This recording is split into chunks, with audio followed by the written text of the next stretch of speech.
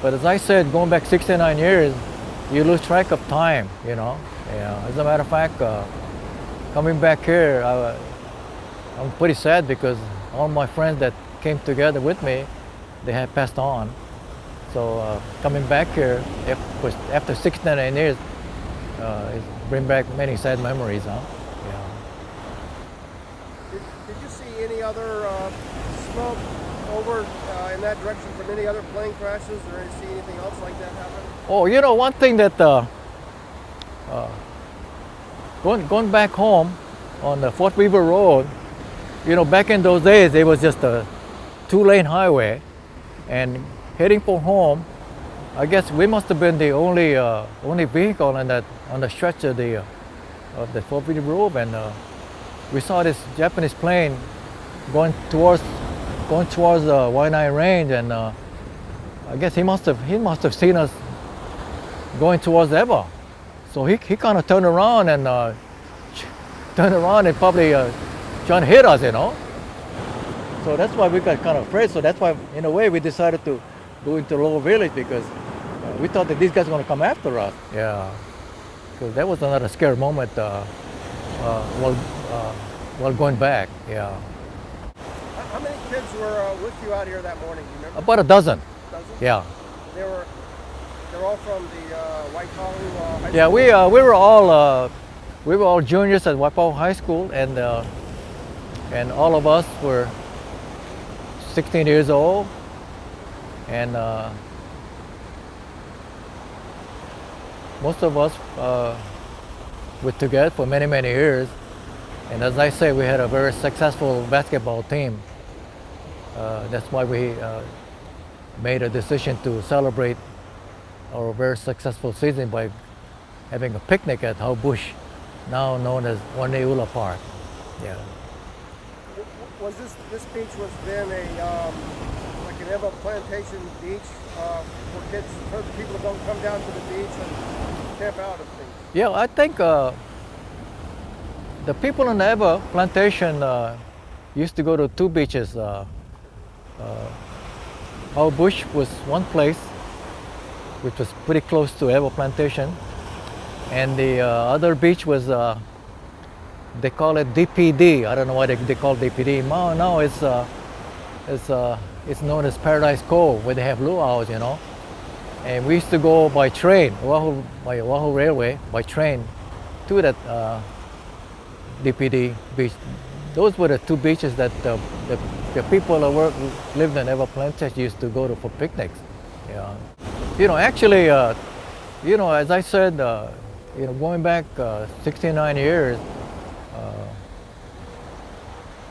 you lose all this the time, and the only thing I remember is the planes, the Japanese plane Zero fighters going after the Navy dive bomber, and when we almost got killed at Lower Village when they were strafing Westlock, yeah, and the plane going down maybe about half mile out in the ocean. I kind of wondered whether it was a Japanese plane or an American plane, yeah. But I heard that it was a Japanese plane, yes.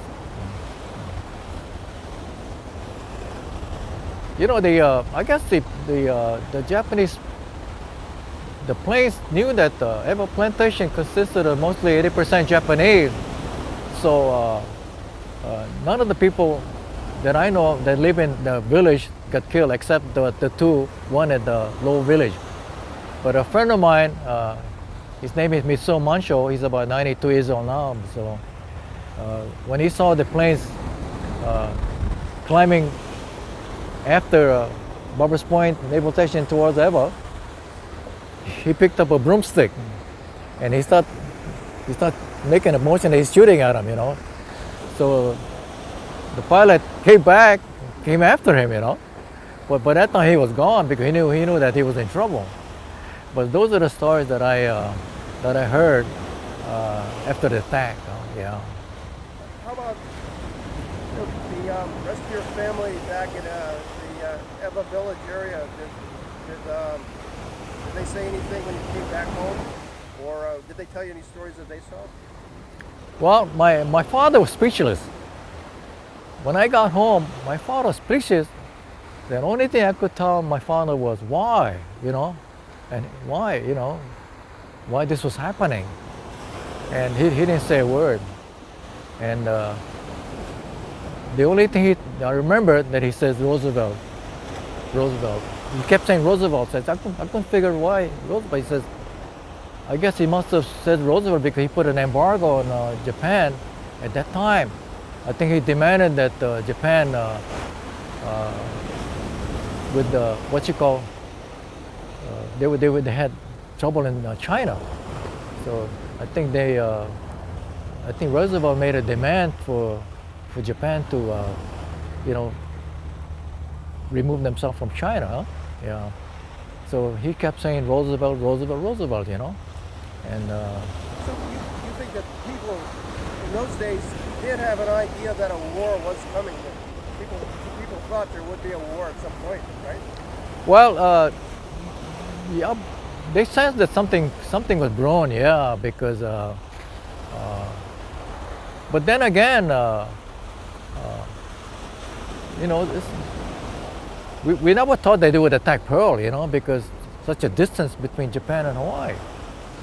But actually, I'm trying to forget December 7th because everything sad was happening months later because 4 or 5 months later, FBI agents came to my home and took my father away. It was about 4 or 5 months later. Yes, and do you have any idea why they?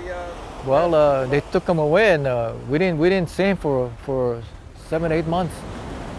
So later on, I found out they took him to Sand Island, the first internment camp, and we were told later that he was relocated to a new camp in Honolulu internment camp near Kunia. That's where we were able to see him, Yeah. But these were some of the real bad experiences that I've experienced pertaining to the Pearl Harbor attack. Yeah. So I just want to forget about it because it just brings back sad memories, huh? Yeah. About my father's interment, and soon after he was released from the camp, I was reclassified from 4C to A1 and drafted into the United States Army in April 12, 1945, when they were when Americans, the Marines were invading Iwo Jima, and Americans were fighting in Okinawa, and my father was very concerned, very worried that I may be involved as a soldier, But fortunately, the war ended in August, so he was relieved. What did you do when you were in the Army? Well, because I knew I learned the Japanese language, they sent me to Minnesota, Fort Snelling, to brush up on my Japanese.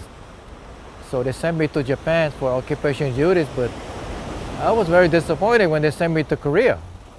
They sent me to Korea to basically translate North Korean documents, which General Douglas MacArthur wanted to monitor the North Koreans.